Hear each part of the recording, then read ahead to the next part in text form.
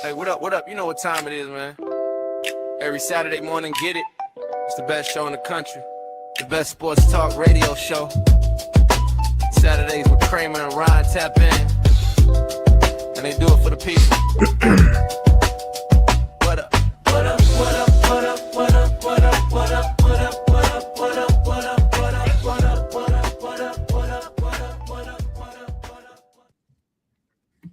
What up and good morning. Welcome to the final Saturday with Ryan and Kramer, or Kramer and Ryan, whatever the name is. It's our final episode today, Ryan. Congratulations, we made it.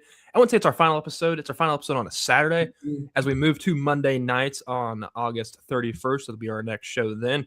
But good morning, man. It's been a minute. It seems like it was been forever ago since we've talked. I know. It probably seems like a long time for you. A lot has gone by. You're a dad now. And it's been 5 years on Saturdays for you. So shout out Kramer, everybody. Like, congrats making it this far. This is awesome. Man.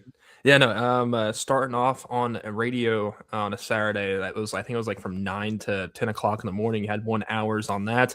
And then it went to 2 hours. And then we went to get picked up right here on the Believe network, which, by the way, we are here on Believe. Shout out to Believe for wanting to pick us up, as we are just the Foolish Club Media Group. And shout out to you, Ryan, for helping out on that transition as well. Also, I'm happy that we kind of connected more on our morning show on Saturday when we were over on the radio world. But man, it's been a surreal couple of weeks. Being a dad is awesome. I would bring him in here right now, but he's sound asleep. And then after that, I do not want him to be woken up, because I don't think my wife would be too happy about that, waking up the boy and bringing him back down and him just being up and at him right now. But it's awesome. It was a crazy, not this past Thursday, but 2 Thursdays ago. And man, it's been a blessing in disguise, I guess. It's one of the proudest moments of my life, being a dad. So it's great. And now it's time to talk sports, I guess. I guess we don't need to get too into it. I'm curious. So we were talking a little bit before the show. You said you're actually getting 8 hours of sleep a night. Yeah, total wise. That's crazy. Yeah. Not it's not like a consistent 8 hours. It's more of a, all right, 4 hours here, 4 hours there, or like a 2 hours there, maybe a 3. Then maybe there's a 4 or 2 that's somewhere squeezed in there if that math works. But no, he's been very good. It seems like he's excelling on a lot. Heck, he was just as soon as he came out and came screaming out at 8:12 on Thursday, he wanted to go straight to nursing. So it's like, this kid's an elite level. Maybe he becomes an elite level athlete, I hope. I mean, it'd be kind of cool to see him either be a quarterback. I don't know if I want him to play football or anything like that. Whatever sport he gravitates towards, I hope he's the most elite level person at that. And I think he could be, because he's a quick, little fast learner. Get him into pickleball early. I feel like there's going to be, by the time he's college age, there's going to be like a D1 pickleball conference or something. I think you get him into that, get the scholarships, kind of break into a niche sport early on. Well, if he's anything like me, and he has bad knees, I don't think pickleball is his sport to go to, because I don't want that little boy to tear his ACLs, MCLs, knee replacements. I don't want that to happen, because I know at some point with my bad knees, I know it's the inevitable for me. So I'm hoping I didn't pass that down to him. But niche sports wise, maybe badminton might be a little bit better. I like badminton more than that. Ooh, field hockey. You can get him into field hockey or lacrosse. Lacrosse is fun. I love lax. Heck, I started a club in high school, lacrosse club, and I thought it was the most fun thing in the world. So maybe that little niche sport. Oh yeah. But then I realized, we at Lafayette, we might have gotten about, I think, 5 or 6 guys to sign up for. All we did was just pass the ball around, and we had targets we just throw it at. But we didn't have any scheduled games, and we tried to get something going. And of course it fell through. But still, that was also my senior year of doing it. And we should have started that my sophomore year if we wanted to keep it going. But no, lacrosse would be badass. And maybe hockey might be too expensive for him. But I don't know where he's going to play hockey here. I'm sure there's something, but there's some sheets of ice around. The youth circuit is so big into hockey down here. It sounds like you're about to send him up to some school in the Northeast for college. You thought about 18 years from now where he's going to go to school? Dude, you know what? I haven't thought about that part yet. I'm just wanting him to making sure he can be potty trained here in the next year or two, because I my goal is whenever it gets to when he starts to stand up and start moving around that way, then we're going to start strapping him down to a little what are they even called? This little what are they called? Like the little tiny toilets. I think that's what they're almost called a little tiny toilet. That's just the best way for it. So yeah, now once he starts moving around, we're gonna try to make sure he's potty trained. So, but that's my first go-to. Then we'll talk. Then we'll think about college because we've already talked about the high school, the school district portion of it because like we're moving back to St. Joe. Yeah. I do not want him in the St. Joe School District whatsoever. People, if you want to look up what's going on in St. Joe School District, go for it. It's crazy, it's ridiculous. But we're gonna at least make it back here to Liberty at some point and make it in this school district. It's actually a better one. People probably got all excited for preseason football, and we're just talking about school districts up in St. Joe's here. Like, what the hell are you guys doing? But yeah, no, being a dad's awesome, Ryan. One day, if that's up on your horizon in the future, it's going to be one of your proudest moments of your life if that's what you end up doing. So, man, it's a great feeling to be a dad. Yeah, that's all I got to say about that. Yeah, I mean, to think 5 years ago when you started, where you'd be at the end of Saturday mornings. I mean, we're going to Monday mornings, so it's not like everything's ending, but. Well, no, Monday nights, not mornings. Or Monday mornings would be tough, man. Yeah, it'd be very rough. Rough and tough. Yeah, no, I can't wait for the move for Monday nights because you're going to get a lot more fantasy football stuff from us, which we have some fantasy football talked about today. I think there's 2 Monday night football games for the Chiefs. We're slated to be on from 8 to 9 o'clock. So guess what we're going to be doing during those Monday night football games? We're having watch-alongs, and I think that's going to be a fun thing to do to interact with you all during a Chiefs game. And then Serta and Rocky will pick it up later on as for the post-game show, which, by the way, there is a post-game show today. If you are watching live later on after the Buccaneers and Chiefs game, Rocky Magana will be on the broadcast by himself, recapping anything and everything that happened during the game. So that's if that scratches your itch of your fanciness. Feel free to take a look at Rocky later on tonight as he dissects the Chiefs and Buccaneers preseason game. But let's talk about that Chiefs and Buccaneers preseason game. There's things to watch for. I'm not watching the entire game. Hell, I may not even turn it on. But I at least will look at the stat book at the end of the day because there's one guy I need to see have tons of targets tonight, and that's wide receiver Cyrus Allen. I think Cyrus Allen could be the next number wide receiver 3 or 4 in this group of wide receivers. This is not a good wide receiver room. Let's just be honest. Chiefs already own one. It's not like it preseason record matters, but the thing that does matter are the targets, the snap count, you name it. And Cyrus Allen needs to be on that field majority of the game in order to see what we're gonna what we would hope to see from a new up and coming Chiefs wide receiver. At least the first half of the game, right? Like play the full first half. I don't know. Do you know if the starters, like the regular starters, the Rashee Rice, Xavier Worthy's, I don't know about Mahomes because of the injury, but are most of the starters going to play in the first half today? I don't think most of them are because there's quite a few guys that are banged up, like especially on that offensive line. If anything, if they are the starters are out there, it's gonna be for a drive. Or if there's a starter out there longer than the first or second or even third drive, or if you're in the middle part of the second quarter, that starter right there may not be a starter when it comes to week 1 because they're fighting for a spot. So that's also a tell there for guys who are trying to basically camp battle. This is the week because there's only 3 preseason games now, which I still think it's 3 too many. But these guys are fighting for their jobs at this point in time here in week 2 because they're already done with St. Joe. St. Joe's over with. They're packed up and gone. Now it's just all focusing on these games, getting things ready at the practice facility, and then right around the corner, I think in 2 weeks, 3 weeks from now, less than 3 weeks, we have football. We have week 1 regular season as things kick off down under in Australia between the Rams and 49ers. But it's like if you're a starter that was on the starter last year and you're playing deep in the second quarter, maybe the start of the third quarter, your job might be in jeopardy at this point. Mm-hmm. Yeah, I mean, it says here Justin Fields is supposed to play a quarter and a half and then Nussmeier and Oladokin from there. The only thing that I'm worried about I think Cyrus Allen, I totally agree, is the guy that if I watch the game tonight, I'm going to be keyed in on because the buzz around him is maybe a little bit out of control right now. They're making him sound like he's going to be the next Puka Nacua mixed with Stephon Diggs, mixed with Randy Moss. And it's just like, that'd be a hell of a player, actually. Let's pump the brakes a little bit on this one.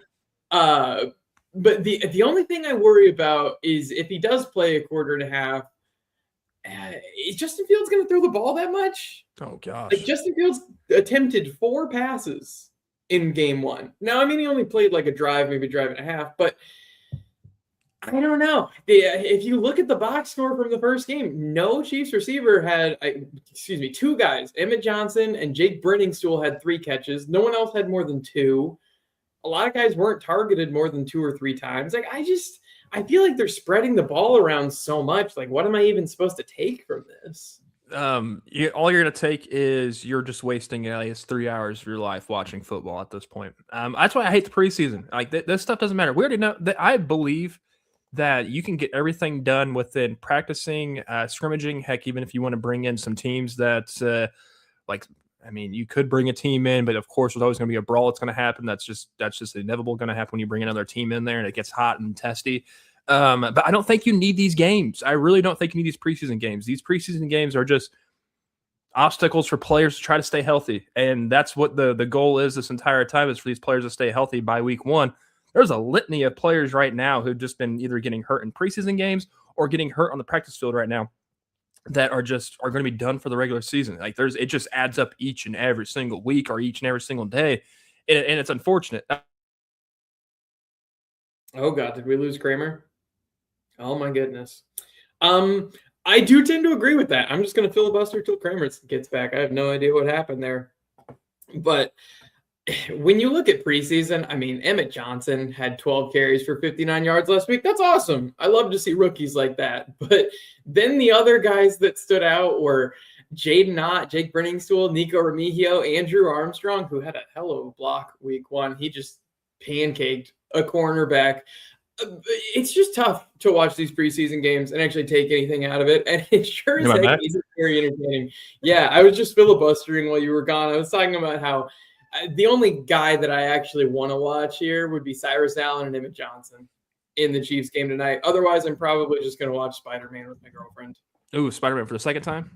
Well, we went and watched the new Spider-Man a couple weeks ago, and then after that, she was like, "Hey, so I've never seen the other Tom Holland ones. Like, can we catch up?" So we watched 2 of the 3, pre this brand new day Spider-Man. So we might watch the third one tonight. That's fun. Watch it either during or after the first drive. The Chiefs game tonight, 'cause that's something that's going to matter. I honestly don't remember what I was talking about whenever, of course, technical difficulties have been just ransacking me all morning this morning. But other things I'm going to look for, I'm just going to jump onto the thing I'm looking for. Tight ends. Like, who's going to get the run on tight ends? You mentioned Jake Brenningstool had 3 targets his first go around. And there's not a tight end 2 on this team. It's just Travis Kelce. And then if you to put it into a grand scheme of things, I love line charts or bar graphs or however you want to classify them. But here's Travis Kelce up to the top. Then you get this next guy. I mean, I don't know if you want to say Jared Wiley or Noah Gray, but they're down here. Like there's a massive gap between the two of the tight end 1 and tight end 2 position, and we're not going to see Travis Kelce at all tonight. Let's just be honest. No, absolutely. So it's either going to be the Noah Gray, Jared Wiley, or the Jake Brenningstool game. I think Jake Brenningstool can be the third or possibly second tight end of this team.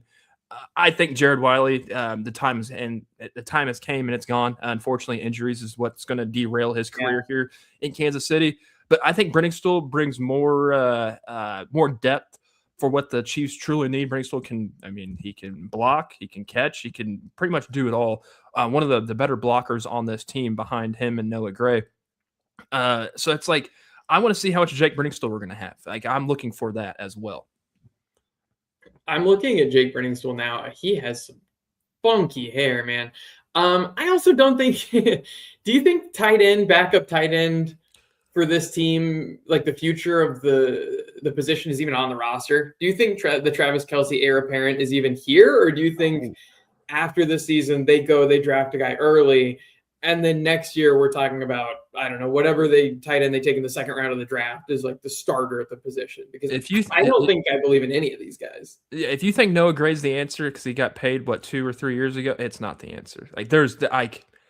It's a bunch of mid or below mid when it comes to this tight end room. And there's not goes down. Is this the worst tight end room in the league? Well, it's the worst offensive group minus Patrick Mahomes and Kenneth Walker, I would say. It's just Travis Kelce and Pat Mahomes. Let's be honest. The wide receivers are pretty mid as well when it comes to this Chiefs wide receiver room. How dare you? Cyrus Allen is apparently the best wide receiver. Cyrus Allen's a top 10 receiver right now. We're talking about him being wide receiver 3 or 4 right now. That is actually crazy. But you know what? I don't hate it. Do you remember a couple of years? I went to the KU Cincinnati game last year, and Cyrus Allen balled out in that game. Good. Like him and Brennan Sorsby just looked like they were dicing us because they were. They were doing whatever they wanted. Playing KU. Hey, you know. I said none offense.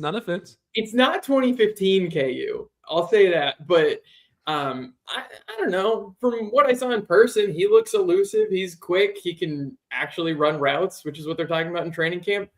I'm excited.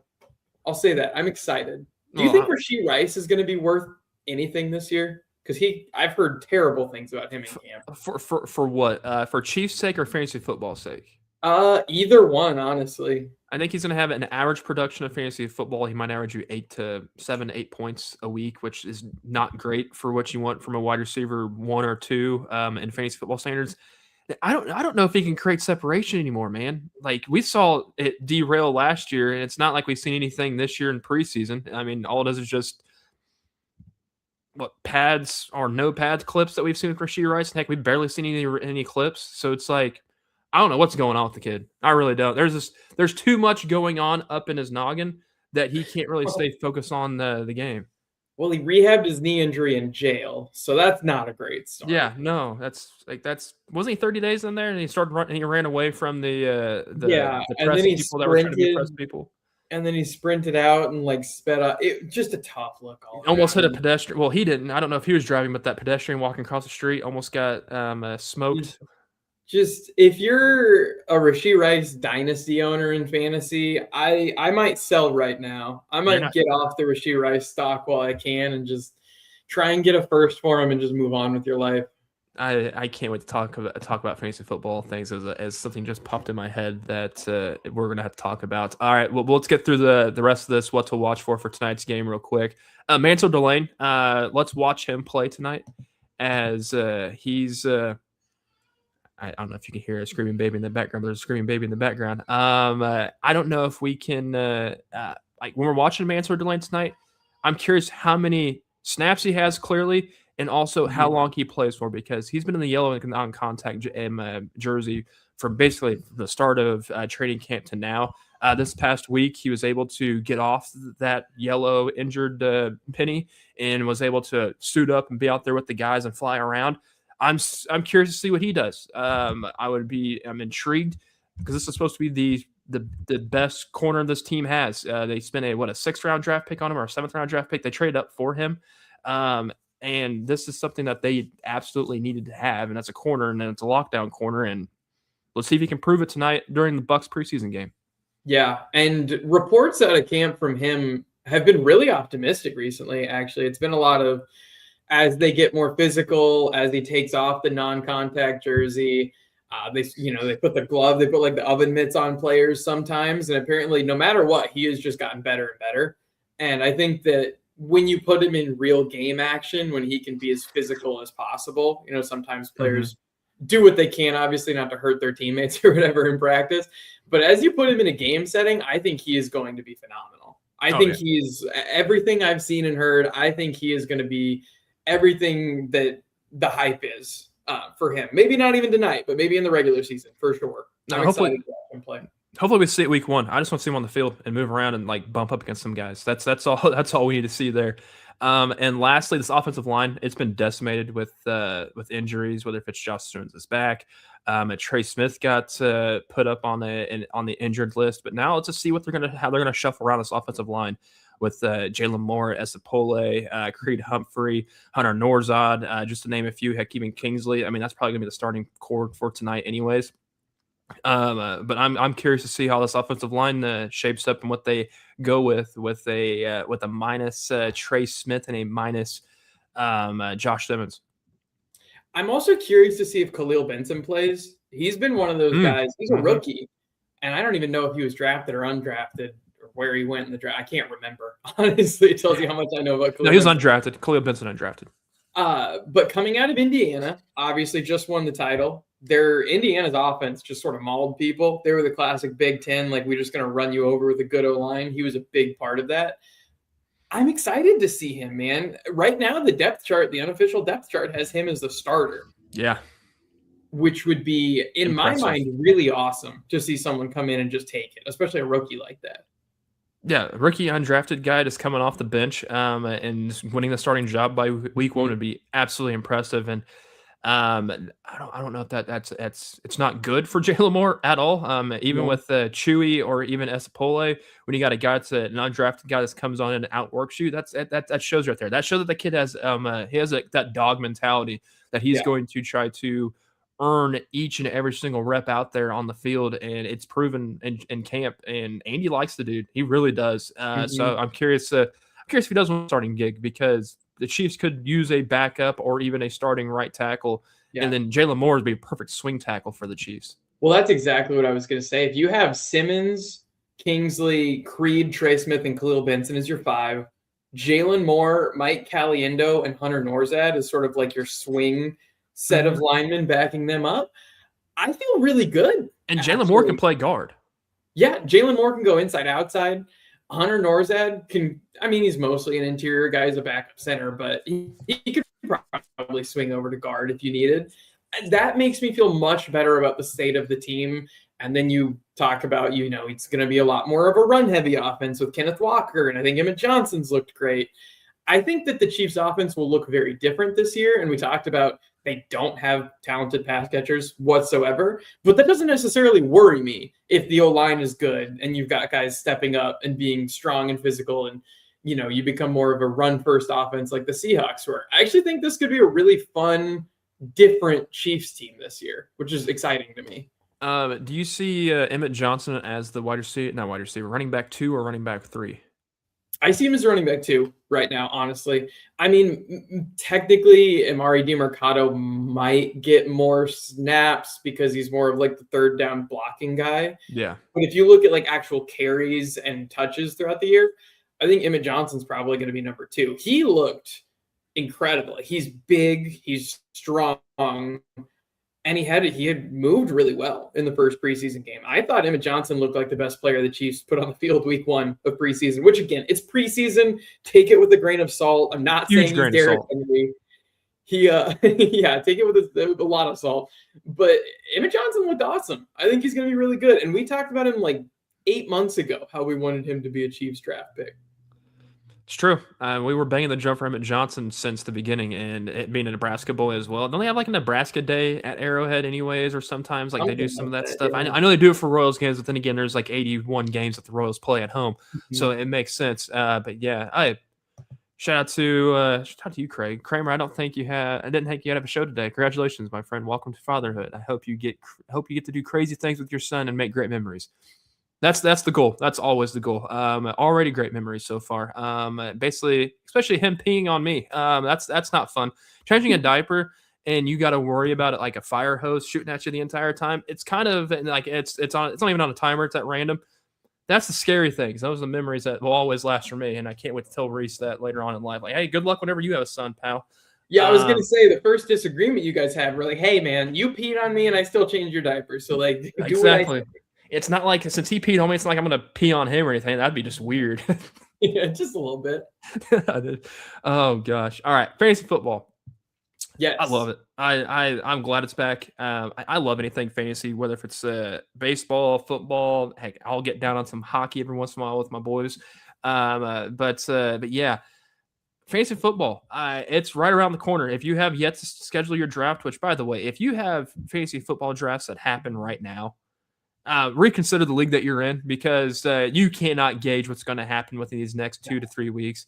I think I like doing my fantasy football drafts right at the beginning of the first of week 1. So we have that Thursday night game. So Monday, Tuesday, or Wednesday, I like to do my fantasy drafts right then and there, and that's typically what usually happens. But man, it's creeping up on us, and I can't wait for our 20-man league that we have. Oh, I cannot wait to see that one's tough. Did I finish second in that last year? I think you did. All I know is that I should have won. I had Brock Bowers, I had Jackson Smith and Jigba. I'm pretty sure I had Josh Allen. So I had the number 1, maybe number 2 receiver, number 1 tight end on a per game basis, and Josh Allen. I'm mad that I didn't win that league last year, and I don't remember who the winning team had, but I guarantee it wasn't as good as my team. She had Puka Nacua. That's what. It was just luck of Puka had a better playoffs, and I don't know. I'm not going to get into it. No one wants to hear me complain about how my team didn't show up in the playoffs, but obviously that's what you get when you draft Josh Allen. Hey, at least you didn't have to start him during the week when they played the Broncos in the. Well, I mean, the leagues are over by the time that the playoffs happen. But can you imagine that score he would have put up with 4 interceptions? Ridiculous. But no, what kind of drafts do we do? Snake style warm draft. Never heard of it called a warm draft before. I'm assuming snake draft. I think auction is fun, but snake draft's the way to go. Like it's the traditional one, but if you like the auction style, man, I love it too. I do it. I did an auction draft last year, and it was a best ball. So you just draft your team that way, and then whatever who has the highest points goes straight to the lineup. So it doesn't really, you don't have to set your lineup at all. Took second in that league, which was super unfortunate. But I like auction drafts. They're fun. They're unique. I think snake is the way to go for sure. Yeah. Unless you have a group of people that everyone is just a nerd. Like if everyone in your league is like a degenerate sports fiend like us that just follows every piece of news, then auction's cool. But it's just not very fun if you're doing like an office league and you've got Susan and HR that just wants to draft Patrick Mahomes, and she's like, I don't know how much to spend on these players. I don't know what we're doing. So she's shelling out 1/3 of her money that she's allotted to for that draft. Yeah, that'd be just bad, not good. Yeah, she's taking Kelsey and Mahomes, and for half her budget, whatever. No, I think snake drafts are fun. So as we approach our fantasy football draft, first pick wise, man. We're going to talk about our first pick, guys. So what if let's say it's a 12-team league, and we get pick 1 through 12. We can pick whoever we want through it. We'll do that one. Let's do our sleeper pick and our dark horse. I think it's hard to pick one guy if you have the first overall pick that's going to do something, and I want to do what's best available, especially if you have the first overall pick. I really like. And hasn't had my hands to get on him. I haven't had my hand to at least try to grab Puka Nacua, but I would love to have Puka Nacua on my team this year. I get that he's either nursing an injury or nursing his mentals. I have no idea what's truly wrong with Puka Nacua right now. But I just know what's right with him, and that's him getting targets from Matthew Stafford. He gets force-fed each and every single week. He's the every down, throw it to Puka. He's going to do something great for me. And if it's not Puka Nacua, it's Justin Jefferson. I think Justin Jefferson has a resurgence this upcoming season, and I think that Justin Jefferson actually might be my answer for all of this. My first pick guy would be Justin Jefferson. Really? That's shocking to me because I am out. There's two guys that go in the first. There's two guys that go late first, early second that I want nothing to do with, and it's Justin Jefferson. Not out of hate to him, I don't know how it's going to go with Kyler. Like the Cardinals. You'll hate my dark horse. No, one of my sleeper pick. You're going to hate that. I actually don't. This is going to sound counterintuitive. I like Kyler as a fantasy quarterback. I don't like him for his receivers. So I'm out on Jefferson, and I'm also out on AJ Brown, weirdly. Oh, yeah. Just because I just don't trust that man at all. Well, he's in New England now. Is Drake May going to get him the ball? Like, is that going to happen? Like, are we actually going to see him throw him the football, or are we just going to see a lot more checkdowns and get through the game, the defense carrying him? Like, is that what we're going to see as well? I don't think the Patriots are good, so I don't know if AJ Brown's going to do anything in that offense.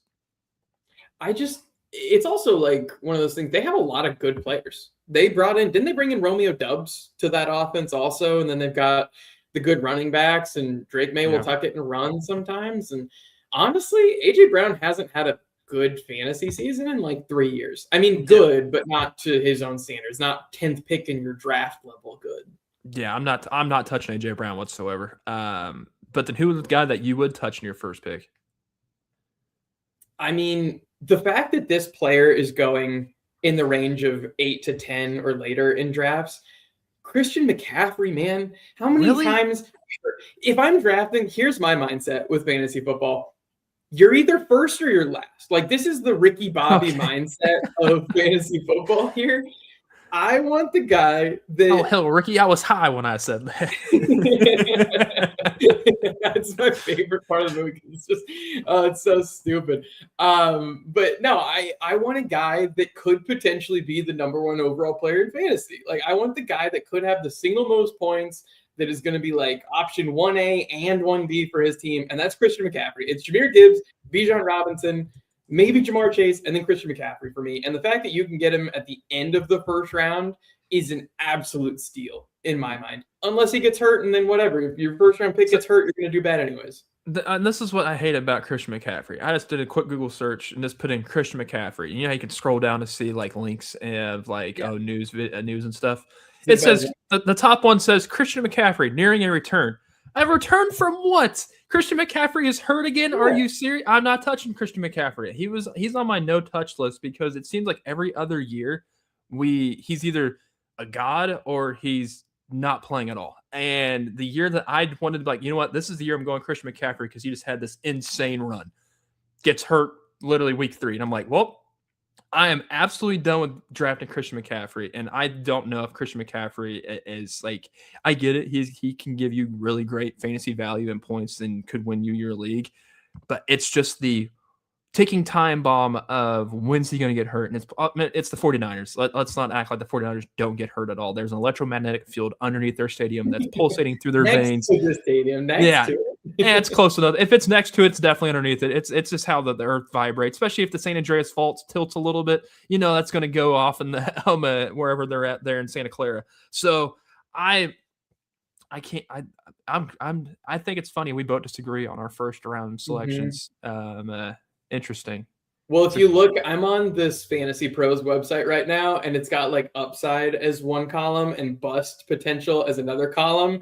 All these top 10 dudes are like high upside with like, you know, tiny bust, maybe like medium bust. And then it's Christian McCaffrey with like the biggest upside and the biggest bust right next to each other. I'm like, we're either going to win the league or we're going to finish last. So there ain't no in between here. So the rule is if you draft Christian McCaffrey, you have to draft his handcuff. That's just the rule. Like you have to get the backup running back as well. So if you go up there and get CMC, get whoever their backup is, which I don't know who their backup is right now. It's escaping me. Jordan James, maybe Kalen Black. I don't know. Kalen Black, I do like him a lot. But for him being a rookie, I don't know if that's going to be what Kyle Shanahan wants to believe in or see.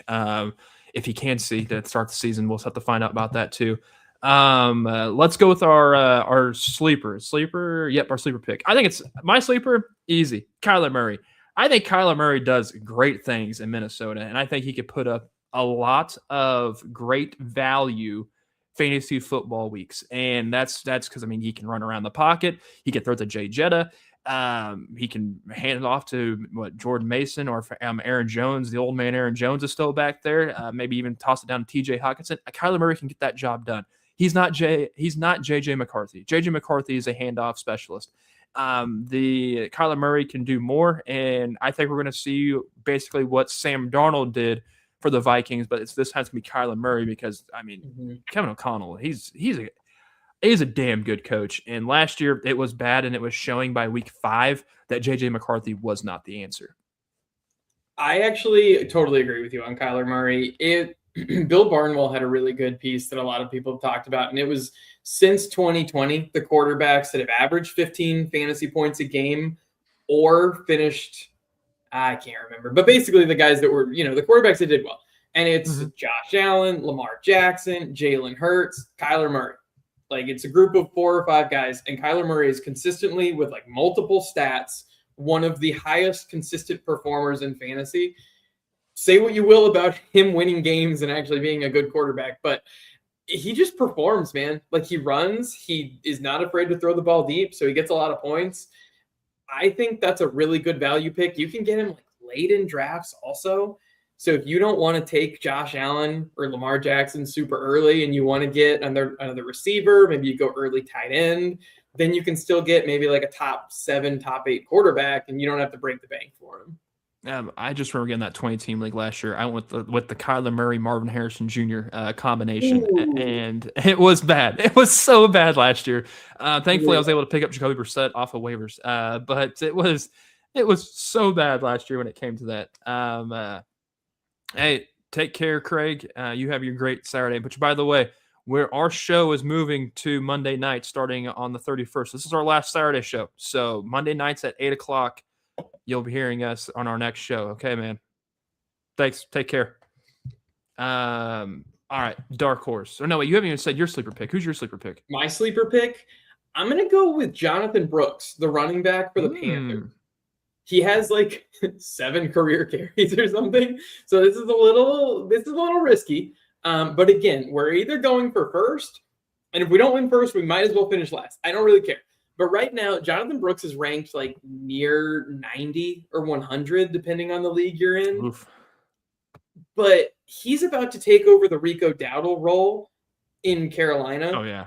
Chuba Hubbard's already hurt. Trevor Etienne is a god-awful third stringer. And then they have A.J. Dillon as a fourth string, who we've seen, again, not good. And everyone talked about Jonathan Brooks as being a phenomenal running back prospect. He's been injured, but this season and, training camp, preseason, he's balling out. And I just want to read you a couple stat lines that Rico Dowdle had when Chuba Hubbard was out last season. Oh, they're ridiculous. I can't wait to hear these again. 29 points, number 1 running back. Next week, 30 points, number 1 running back. Chuba Hubbard comes back, 9.6, 5.4 points, didn't do great. Chuba Hubbard actually leaves again, 26 points, number 2 running back. If Chuba Hubbard's already hurt and Jonathan Brooks is getting the majority of those snaps, I think that he's going to be crazy good value at pick number 90. So I would look at drafting him maybe even like a full round ahead of where he's scheduled, because if he takes over the starting job in Carolina, he's going to be good.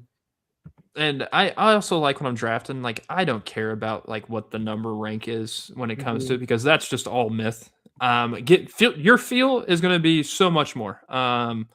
If you think a guy is going to do great and he's in like the 120s, go draft him, especially if you're like in the 7th round or 8th round. Like there's no reason for you not to, especially in a 12-team league. That would be ideal, especially now in our 20-team league. We're going to be drafting him and like probably where he's probably slotted or maybe not. I'm very curious. I love watching how that draft goes out in our 20 team, but still, I like that. I do, especially needing a backup running back from Chuba, and Chuba doesn't stay healthy. So you already know he's going to have at least 4-game stretch of him basically balling out for the Panthers. And on dark horse, this is a guy I think you should get no matter what or like how you can. And that's RJ Harvey of the Broncos. All because he's going to probably be running back 2, which is unfortunate because J.K. Dobbins is still there. Old man J.K. Dobbins. But you cannot trust on his health. I think J.K. missed half the season last year on injury, and R.J. Harvey took over and was an absolute unit. Whether if it was for the passing, the points per reception that he was always getting from Bo Nix, or him just running the football and trying to get touchdowns that way. You can utilize an R.J. Harvey. He kind of reminds me of what the Browns should do with Dylan Sampson here. But R.J. Harvey, it may not be like he may not be the darkest of dark horse, but this is a guy that's going to put up points each and every single week for you. I like that one. The only thing that would concern me with R.J. Harvey is Jonah Coleman is apparently like just a monster in the Broncos training camp, and he kind of fits. Jonah Coleman's been getting Alvin Kamara comps. Funny enough. That's wild, actually. I don't see Sean Payton. Sean Payton falls in love with him. He doesn't love rookies, but if he falls in love with Jonah Coleman, that could be bad for RJ Harvey, because RJ Harvey he scored a lot of touchdowns last year, but that's kind of volatile, and he wasn't that good besides that. So I'm a little worried about RJ Harvey. But if J.K. Dobbins is hurt, he gets a lot of the snaps. Maybe Jonah Coleman gets the rookie treatment. I don't hate it. I'm just a little bit. Dobbins may not make the starting role at number 1. He might not. He gets hurt. I don't think he's ever played a full season without getting hurt and missing multiple games. Yeah, that's so true. Guy that I'm going back and forth on a couple rookie running backs here, but I want to get your thoughts. Okay. There's Jadarian Price for the Seahawks. 1st round pick. Zach Charbonnet is out because he's, recovering from a major knee injury at the end of last season, and they lost Kenneth Walker. So Jadarian Price, and he didn't have a lot of tread on his tires because at Notre Dame he was the backup. Yeah. But when he did play, he looked good. So that's one. The other one, Nick Singleton with the Titans. This is an obscure one, but he's probably going to go undrafted. But Nick Singleton with the Titans, ahead of him, Tony Pollard, who I think is just losing steam as he gets older, and Tajay Spears, who is tiny and is a good fast guy, but he's not exactly a bell cow running back. Nick Singleton was one of the highest recruited. It's kind of funny with running backs. You can look at high school rankings and be like, okay, yeah, like usually these are pretty accurate to how they turn out in the NFL. Nick Singleton was a monster prospect coming into Penn State, had a really good couple seasons, fell off a little bit last year. I think with that Tennessee team that's investing a lot in O-line, Cam Ward obviously entering year number 2, and they brought in a lot at receiver, could be kind of worth a late flyer. I like the Jadarian Price more than the Singleton guy because I was big on Tajay Spears all last year. The only problem was Tony Pollard was never taken out of the game. Tony Pollard, it doesn't matter. Like, he might be deteriorating in front of our eyes, but the thing that helps Tony Pollard the most is he's available, and the Titans are always going to roll upon Tony Pollard that I've noticed within the last handful of years of him being there. And I was begging that Tajay Spears train last year, and I never got to see it because it was always Tony Pollard. So I can't touch any Tennessee Titans running back unless it's Tony Pollard. But I like Jadarian Price a lot. And it seems like all the Seahawks players, even if it's wide receivers right now, they're all getting hurt. Like, everybody is getting decimated with injuries on the Seahawks roster. So I think Jadarian Price might be your go-get on that one. Yeah, he's ranked 66th across a lot of these. It's sort of like the aggregate ranking across platforms. 66, he's right around, let me read a couple names. Bashal Tootin, who I actually think could be pretty good. Travion Henderson, Parker Washington, Marvin Harrison Jr. But you could get the Seattle Seahawks starting running back at 66. I kind of like that. God, that's criminals hearing Marvin Harrison Jr. that low. But he's not. It's crazy how bad he is. He can't catch anything. He's not good, man. Michael Wilson's actually ranked after him. Michael Wilson's around. Oh, there's your value right there. Michael Wilson Jr. Get that guy. Get that guy now. Put him on your hit that flag button on the if you use ESPN Fantasy, there's a flag button for your watch list. Always have Michael Wilson on there because he's would be a guy to pick up, or if you don't draft him, he'd be a guy to pick up in the the waivers. Waiver wire is always crazy. Yeah, but by the way, whenever we move to Monday nights, you're hear a lot of fantasy football talk. Oh yeah, because we love fantasy football. It's one of our favorite things that we do. All right, Ryan, NFL season bets. We're gambling degenerates, and I like these so far. The passing leaders goes as followed. It goes from the top to bottom: Jared Goff, Dak Prescott, Joe Burrow, Matthew Stafford, and Brock Purdy. Brock Purdy goes from a plus 1,100 to Jared Goff's plus 550. I don't know if Jared Goff's your passing yard leader. That does not. I don't think Jared Goff's going to be the guy that's. It's especially in that offense. It's so weird to see that he has the favorite on that. I think it's Dak Prescott. It's the Cowboys. They're always going to throw the football. Yeah, I was actually leaning Dak there also. I don't hate the Burrow one. For me, it's between Dak and Burrow, honestly, on that. You can get plus 650 for Dak, plus 700 for Burrow. If you feel really confident, maybe you split across both of them, and then if one of them wins, you still make a profit. I think Dak's going to be fun, though, because the Cowboys' defense is better, but still not very good. And then their offense is just the machine. They drafted O-line. They still have good receivers. They got Javonte Williams. I think Dak's a good value pick here. I agree. Granted, he's the second favorite, but good value. Javonte Williams also a great running back to have in fantasy football. Is great. Last year, George Pickens is going to catch footballs. Same with CeeDee Lamb. So it's like there's not a person you shouldn't feel confident about when it comes to the offense. When it Dak Prescott throwing the football. Honestly, Dak Prescott would be a pretty good quarterback for your fantasy teams. All right, rushing leaders at plus 600. You got Jahmyr Gibbs, followed by him is Derrick Henry. I believe it's James Cook followed by that. Jonathan Taylor is behind. Henry, Cook, and Jonathan Taylor all share the same odds at plus 650. Then Bijan at plus 700. And rushing leaders Bijan Robinson. There's no offense at all when it comes to throwing the football in Atlanta, so they're going to have to hand the football off a lot. And I think Bijan can find the holes as he's been doing his entire career. I'm actually going to add one name here, and it's Saquon at plus 1,000. Ooh, I don't like it. Don't like it, Philly. You don't like it? No, I do not. I actually am high on Saquon this year, only because I think that team refocuses itself on being a run-first offense. The only thing that I worry about with Bijan, it's not his talent. I think he's incredible. It's that their quarterbacks suck so bad. If it's third and six, you put some respect on Jalen Hurts' name. It's just that's a Super Bowl champion, Jalen Hurts, right there. He beat the champ. No, I'm talking about with Bijan and the Falcons. Like their quarterback. Oh, Bijan. I thought you said. I thought we were talking about Saquon. All right, that's on me. I'm not a Jalen Hurts fan either, but that's why I wanted to say that. if it's 3rd and 5, the Falcons aren't going to convert it, so then the drive is over and Bijan can't run the ball more, and then they're probably losing and they're passing to catch up. And I don't think he's going to get the volume. That's what I worry about here. Like, I like Gibbs a lot. He's the favorite. That's boring. But if you're looking at like kind of a darker horse here, I like Saquon at plus 1,000. I think it's crazy you don't think it's going to be Kenneth Walker. What about Christian McCaffrey at plus 2,000? No, plus 2,000. No. He's not staying healthy. 1 odds on Christian McCaffrey? Throw $5 on it. You could. I mean, it'd be what, $100 payout. Okay, well, let's get real far down the board. Where's Genty at? Genty is plus 1,800. O'Marion Hampton plus 2,500. Kenneth Walker plus 2,800. That could be kind of a fun. I don't hate that one because I could see the Chiefs running the football more and more and more because there's no wide receivers. Exactly. I'm gonna throw out a stupid one, but I'm doing it because they have absolutely no backup that I can name. David Montgomery on the Texans at plus 6,000, 60-1. Yeah, Chubb just did retire, so there's no backup. David Montgomery. They don't have a backup. He's their entire running game. That's you throw $5 on it, you win 300.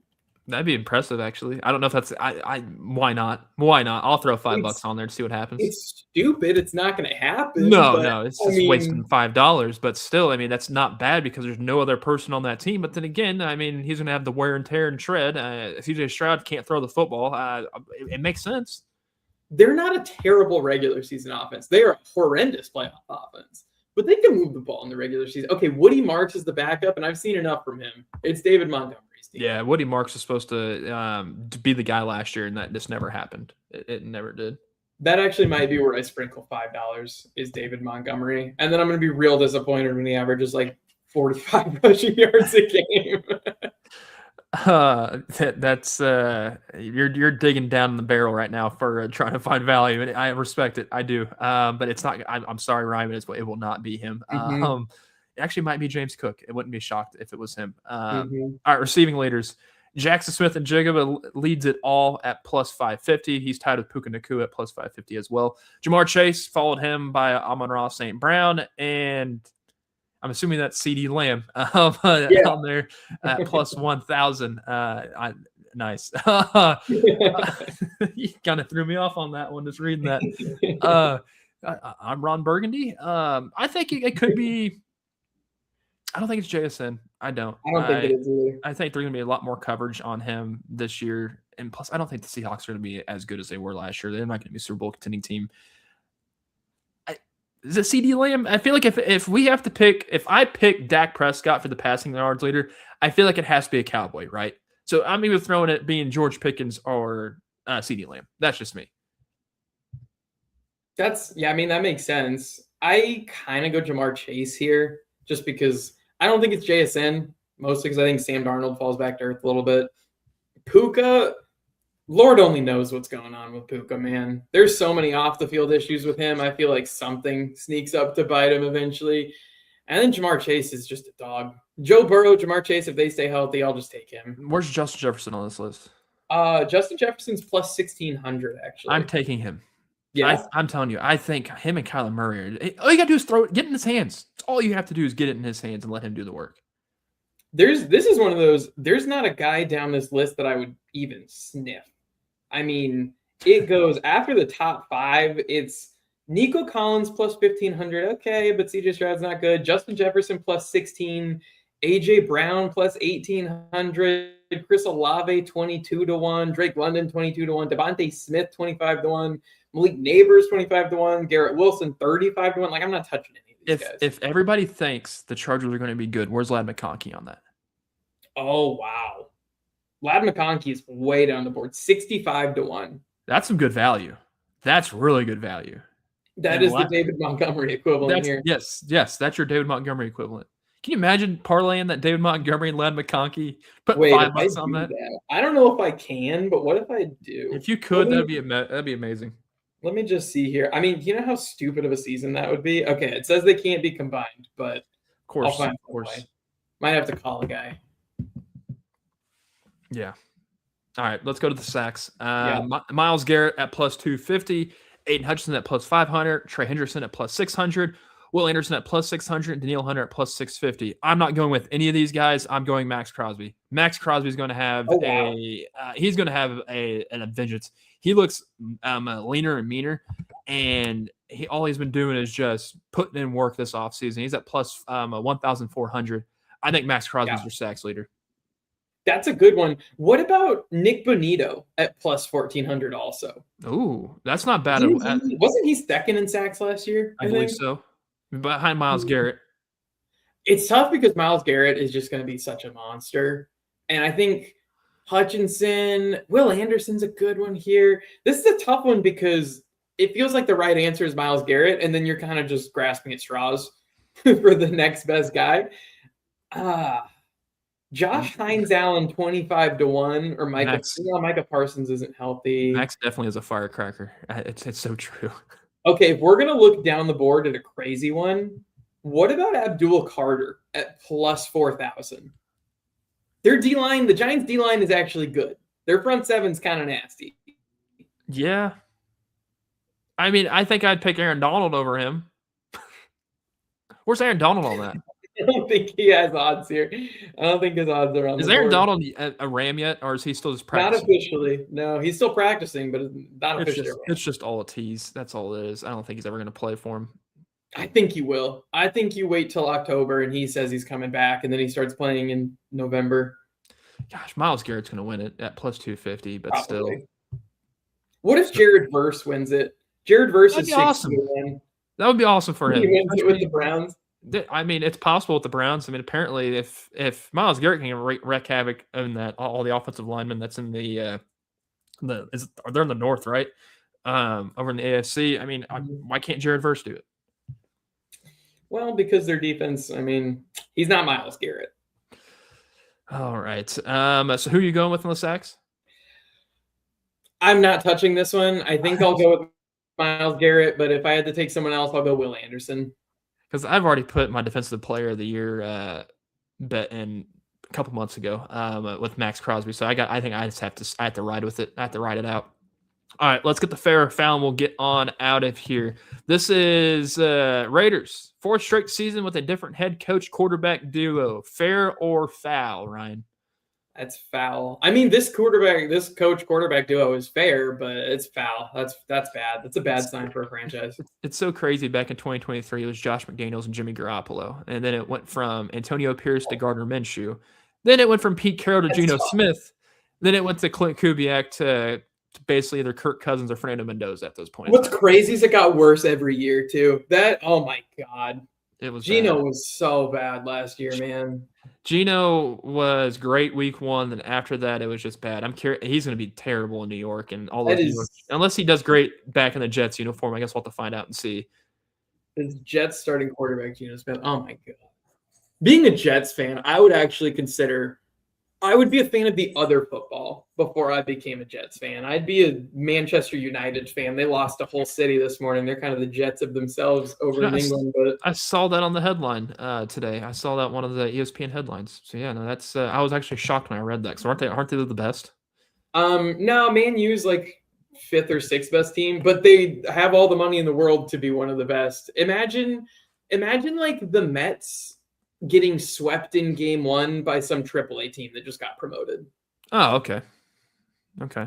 Or Series 1, yeah. Yeah, I was catching what you're throwing. Yeah, kind of the equivalent there. I agree. It's been foul. Foul on the Raiders on getting another quarterback head coach combo. Fair or foul on this one? Players Weekend. That's currently right now. If you did not know that in Major League Baseball. It used to be so much fun. Now all it is just players showing off their cool, fancy new bats. As you see Jordan Walker there smiling with looks like an Iron Man kind of bat over on this right side. I mean, it's cool. Nice little Victus bat. He also hit a home run with this red, this black. Oh red yeah, the Naruto bat. Yeah, that Naruto bat. He had a home run with that last night. But yeah, no, I like the new. I like the different color of bats. But they don't do nicknames anymore. Nope. I still think it's the most elite one in the world was the Brad Boxberger, with just a box emoji and a cheeseburger emoji on his jersey. That was awesome. But I think MLB didn't like that because there were certain, I guess, certain nicknames that shouldn't be displayed on the back of jerseys. So that's why they went away with that. Then have your PR team evaluate them more closely. Why are we taking everything away? You pay so many people to be PR. Just fix it. So true. But no, I think this it's cool that they do Players Weekend, but I think it's foul. They can do so much better with it. Yeah, I agree. The Little League World Series is back on television, Ryan. I think it's foul. You don't like the Little League World Series? Did you not see what happened on the combined no-hitter yesterday? That was bad. That's why. All of these little 12, 13-year-olds that they think they're the best in the world. No, you're on the Little League World stage. I get it. It's okay, that. Some of those kids are damn good though. Bro, I wouldn't say all of that. I'm pretty sure I could take every single one of them deep when I was their age. But when you were their age, I don't know, man. No, if I'm their age, I'm definitely going yard every single time I'm playing. But no, the umpires are so bad in the Little League World Series, and it's an absolute joke. It's like if we're going to make this like put it on a pedestal of being at super class, you need to have super class and super officials behind it, because that was a strike call in the left-hander's batter's box. That's how bad that was. But I think it's foul. I'm not a big fan at all of the Little League World Series whatsoever. On top of that, it wasn't just to finish the no-hitter, but it was a 1-0 game. Yeah. Like if that other kid gets on base, they could win the game. Like straight up win the game with the next hitter. And the terrible decided to make the call for the no-hitter versus that's also true. They do like yes, in region, then in state, and then regionally, and then like the top U.S. team plays Taiwan and always loses. I don't know. Just give me the semifinals, give me the quarterfinals, semifinals, and the championship. Just give me that. That's all I need. That's all I care for. What we need is more content on ESPN in August. That isn't the Little League World Series. Put tennis on ESPN. I've been real into tennis lately. You're just a tennis guy. That's okay. All right. Lastly, we'll do this one and we'll get on out of here. But WNBA, Women's National Basketball Association, which has been just going under scrutiny for a while now. Oh, man. Kramer mentioned it at WNBA, and they came in and kicked him off the stream. Oh, that is tough. Well, while we're waiting for him to return. Cool. Fact. I was talking about the WNBA just kicked you off the stream. Yeah, throwing sex toys. Apparently, they want to throw me off too. But fans throwing sex toys in the Chicago sky and is it Phoenix? No, it's not even Phoenix. The Valkyries. I'm not sure where they're from. Golden State. Yeah. Yeah, throwing sex toys out there. Interesting. It's foul. It was funny the first time. It was even funny the second time. But this is just like we kind of ran the bit into the ground a little bit. But have we though? I think so. It's like find some other way. There's so much material you can make fun of them for. I mean, go watch an Angel Reese game. She shot 2 of 13 from Cannot wait last week. Cannot wait for Enes Kanter Freedom to dunk all over her here in the next upcoming WNBA draft. Cannot wait for that. I'm an Enes Kanter Freedom kind of thing. I'm so sick of Enes Kanter Freedom. That dude is a CIA plant. I'm so tired of him. Royce White's gonna do some magic too. I can't wait. Also tired of him. I'm not. Whoa. Easy on the him talk. All right. I'm tired of them. Excuse me. Yeah, excuse me. Sorry. Mispronoun Royce White. Republican senator wannabe that can't ride on a plane because he's too damn scared. Oh man. Yeah. All right. Let's get out of here before we I get kicked off or you get kicked off again. But Ryan, It's been fun doing this on Saturdays with you, man. But I'm glad we're doing it on Monday nights starting on August 31st. So no Saturday show next week, as we will prep and prepare for a fun show. We're still working on the title of the name of the show. We'll figure that out. We'll have to get into the lab and start labbing on that here, like actually now. But yeah, no, Ryan, any final words? No, it's been a pleasure being on Saturdays. I wanted to thank you for the opportunity. It's been fun listening to you on Saturdays for years and then joining the show and becoming part of it myself. So I wanted to give you a huge shout out for that. And then I'm excited for Mondays, man. It's going to be fun. Some Monday night delight with the Kramer and Ryan sounds kind of cool. But no, we'll figure that out. But no, appreciate you for always being with me, being one of my P1s to being on the show with me. Appreciate you, dude. But no, that'll do it for this edition of Saturdays with Kramer and Ryan. Put a smile on your face because you do not know who to see it to brighten up their day. Have a good one, everybody.